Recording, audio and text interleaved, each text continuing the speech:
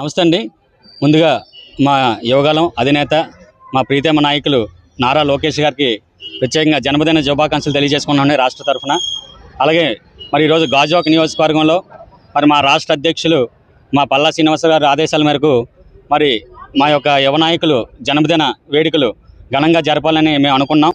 అయితే అయినప్పటికీ పైనుంచి అధిష్టానం ఏదైతే కేక్ కటింగ్లు కానీ ర్యాలీలు కానీ ఇలాంటివి ఏమీ కూడా నిర్వహించుకోవద్దని చెప్పి వాళ్ళ ఆదేశాలు ఇవ్వడం జరిగింది. ఏం చేసినా కూడా ఒక సర్వీస్ ఓరియంటెడ్గా చేయాలి. పేద ప్రజలకి భోజనం కానీ అలాగే మెడికల్ క్యాంపులు కానీ ఇలాంటివి ఏర్పాటు చేయమని చెప్పడంతో మేము ఇక్కడ వార్డు 86వ వార్డులో మరి మా తెలుగుదేశం పార్టీ నాయకుల మధ్య ఈరోజు లోకేష్ బాబు గారి ఆధ్వర్యంలో మరి ఆయన జన్మదిన సందర్భంగా మరి ఈరోజు మెడికల్ క్యాంప్ అన్నది ఏర్పాటు చేయడం జరిగిందండి.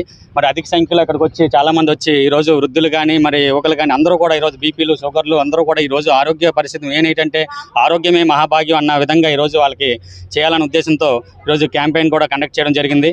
మరి లోకేష్ బాబు గారు గతంలో కూడా మేము ఈరోజు ఆయనకి అభిమానంగా మారడానికి కారణం మరి గతంలో ఉన్న లోకేష్ బాబు గారిని చాలామంది ఇప్పుడు మా అన్నీ అన్నట్టుగా మరి పప్పు అన్న వాళ్ళందరూ కూడా గట్టి సమాధానం ఇచ్చారండి.